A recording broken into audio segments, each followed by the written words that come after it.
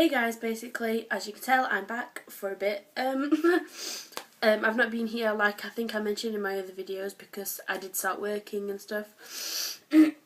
Sorry, and that is going to move us straight onto the video in hand. As you can tell by the title, which is down there, or back up there, or there, or there. I don't know, I don't go on YouTube a lot. It could have changed, for all I know. There might not even be a title, but there will be, and it is probably still down there.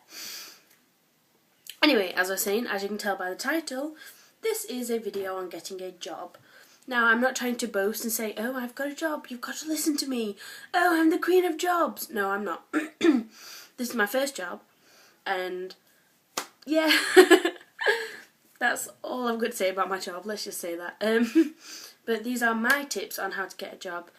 I don't know if I mentioned, which I probably didn't, I did get my job on my second interview, which makes me quite lucky.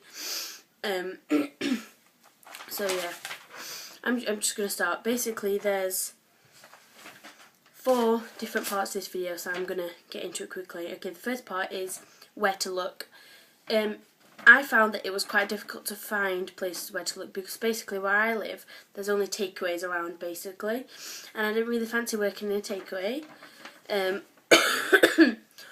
But a place being close to you is one of the main things in my eyes, or somewhere that's easily accessible, because obviously, say if you start at like 6 in the morning, you don't want to have to be relying on trains or whatever, or on somebody else driving you, because obviously that's not going to really get you anywhere, is it, if you have like silly times, because some people do. Like I work at 8 in the morning, which isn't that bad because obviously buses are around then and stuff, but I know my mum works at 6, but she only obviously works down the road, so that's fine. Shops are a good thing to try and get into, especially for your first job, and especially if you're young still, because basically they don't pay amazing amounts, but they give you experience and they give you more stability, if that makes any more sense. That shop's going to be there for a while, so they're not going to go bankrupt and close down in 5 minutes time when you've got a job. Also, it's pretty easy, let's be honest. I've worked in a shop before, voluntarily. It is quite easy, but that's just my opinion. Places have spaces are also a good thing, because obviously you're going to feel a bit shit if you apply to somewhere that you don't necessarily know if they've got space and they just don't. I'm not saying you can't, but because to be honest, giving somewhere say a shop that is full and can't take anyone else on at this time, giving them your CV and everything, that's still good because it shows commitment, even though you know that they're full and you know you won't get a job straight away. It still shows commitment, and they're going to look at your CV and they're going to think, I'm going to remember that person, I'm going to remember that girl or boy, I'm going to remember that beast. You might not be a beast, you might be a girl or a boy, you might not be a cow, I don't know. Anyway, moving on. Sorry, I'm still ill. Okay, places you're familiar with. So obviously if you go into a shop a lot, if it's near you, then obviously you'll go in it, you'll know the people there, you'll know how the shop's laid out, or you'll know how the system runs depending on what place it is.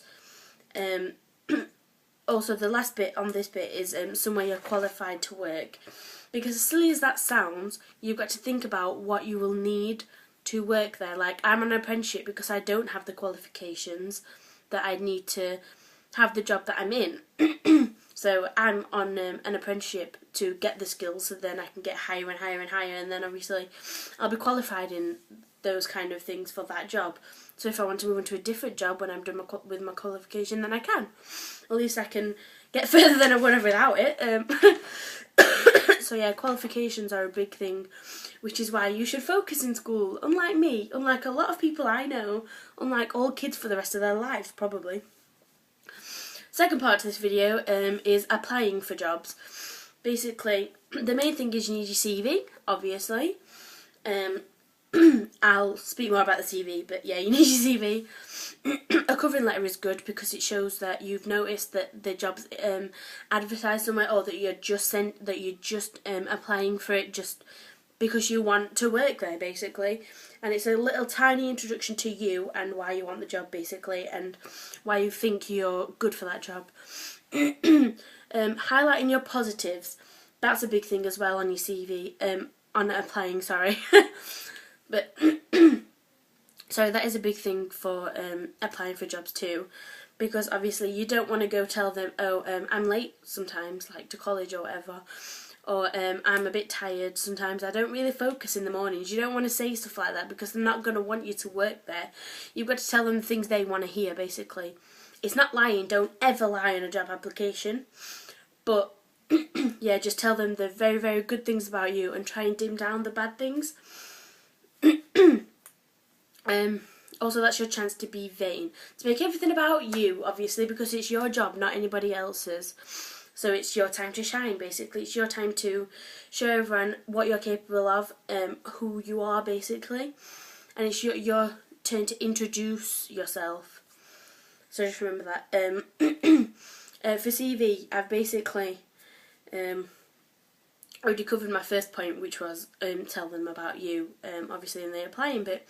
But for your CV, don't be be picky, be very picky about the things you tell them. Like, yeah, fair enough, if it's positive, tell them, no matter what it is, but if you're going to write a long paragraph, don't write a long paragraph about that time that you saw this puppy and you thought it was cute. Write a long paragraph about the time that you helped a woman across the street.